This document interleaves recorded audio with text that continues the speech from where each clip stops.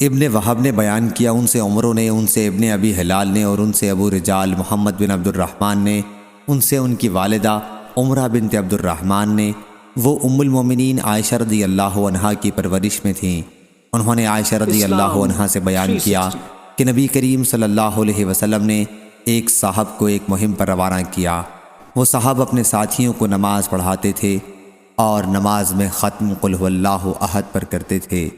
جب لوگ واپس آئے تو اس کا ذکر آن حضرت صلی اللہ علیہ وسلم سے کیا۔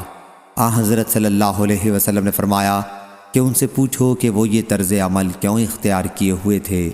چنانچہ لوگوں نے پوچھا تو انہوں نے کہا کہ وہ ایسا اس لیے کرتے تھے کہ یہ اللہ کی صفت ہے اور میں اسے پڑھنا عزیز رکھتا ہوں۔